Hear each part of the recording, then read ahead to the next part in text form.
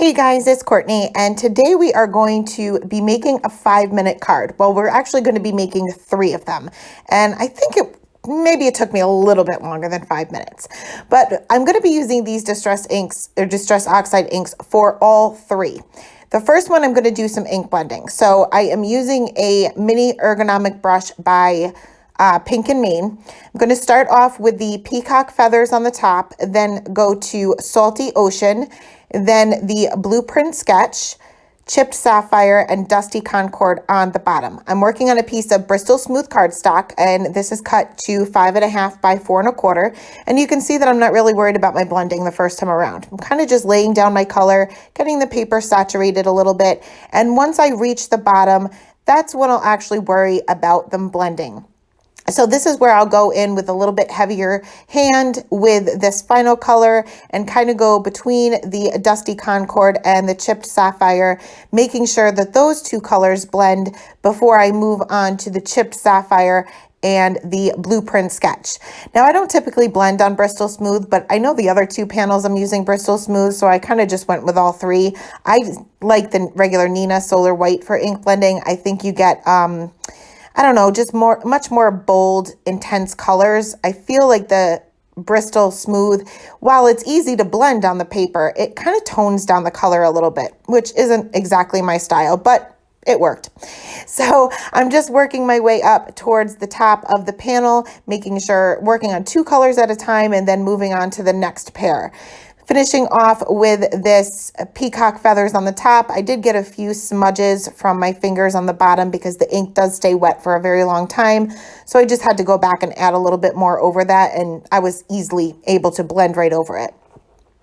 So for the next panel, we're just going to be doing some simple watercolor. I'm going to use the same 5 colors as I used for the first one. Again, working on a piece of Bristol Smooth. I'm going to take some water and I'm going to get the panel wet a little bit.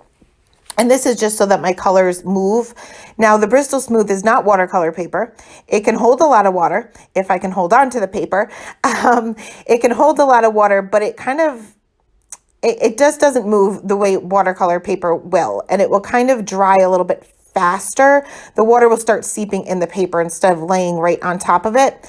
But I'm going to go in the same order as I did for the first one. And I'm kind of just going back and forth with the color. You can add this any way you want, but I figured it would be similar to the ink blending in the same order and kind of just 1 color at a time. I have a cat hair there. Do not pick that up with your nails because you will indent the paper. Even if you can't see it, it will take the color or the ink a little bit differently. I've made that mistake more than once because, you know, I get cat hair on everything. So my Chipped Sapphire and my peacock feathers weren't all that bright. So I ended up going back to those a little bit just to add a little bit more that once the paper began to dry just a little bit, and that intensified the color just a little bit. This will dry back like all watercolors do, so I don't expect it to be this intense once it's all said and done. So for the third and final panel, we're going to, again, use the same 5 colors. And this time I'm just going to kind of smush the ink pad right on the paper. I'm just going to use the corner of it. That way, in case I go over one color with another color, which more than likely I will, I'm not really getting too much of the other color inks on each of the ink pads if I just use the very corner of it.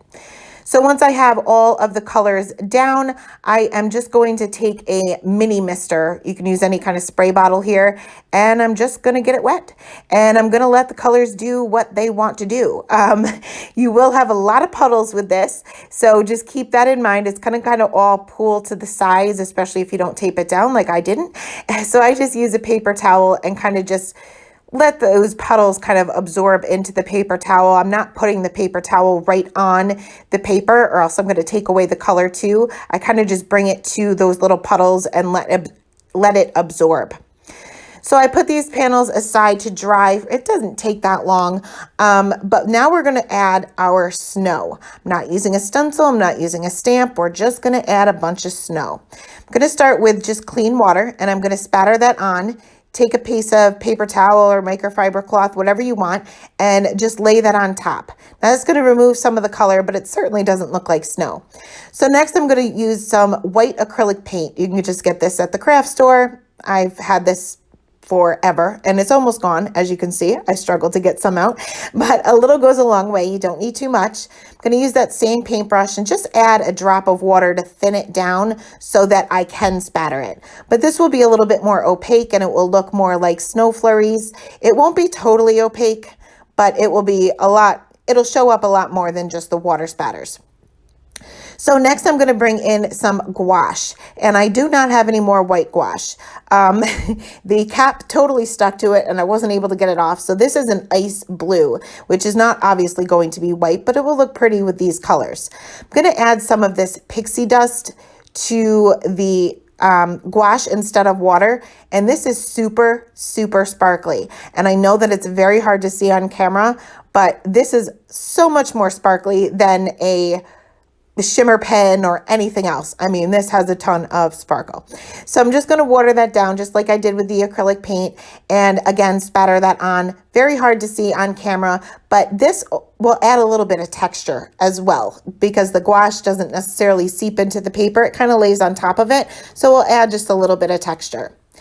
Last, I'm going to go in with a snow marker, and I'm just going to dab this onto some scrap piece of paper. I'm not going to use my laminated sheet there because I really don't know how that's going to react if it sits there too long.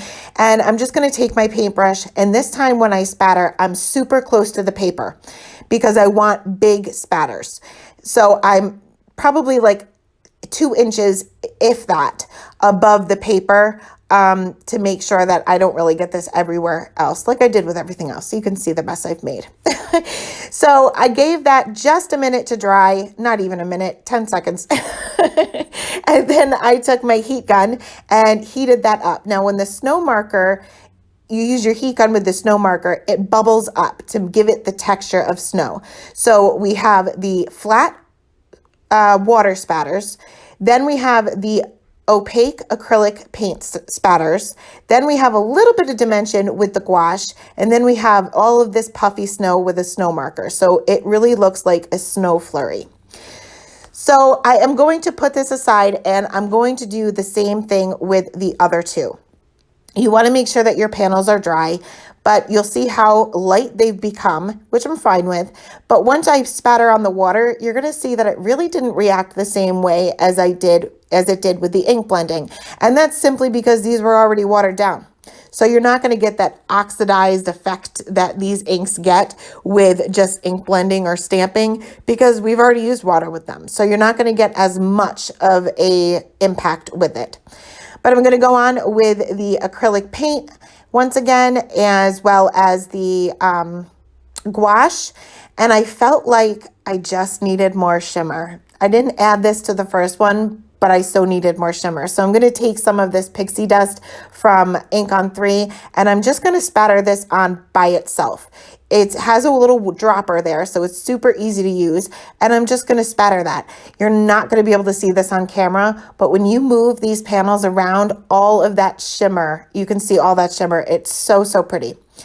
So going to finish off with the snow marker once again, making sure that I'm pretty close to each one of the panels when I do this. I had to add a little bit more because it started drying on my cardstock. It will dry, I don't want to say quickly, but within a couple of minutes, it's going to completely dry. But that doesn't mean that you can't still heat set it. If it does dry on your panel, that's fine. You're actually technically supposed to let it dry first. I never do because I don't have that kind of patience. But you can always continue to heat set it even after it dries on your panel. So going to add the heat to these two panels to get all of those areas kind of puffed up. And then we're going to make these into very simple cards because that's what a 5-minute card is. So I kind of searched for sentiments that would kind of take up a lot of space. And I don't have any that I haven't already used a million times. So I ended up taking out these lowercase dies by Honeybee Stamps, and I'm going to create my own sentiments. So you can see that I die cut a bunch of letters, and I don't even snip these apart. I just run it through my die cut machine just like they came in the packaging, and whatever letters I don't use this time, I'll just put it back in the packaging and use it for next time.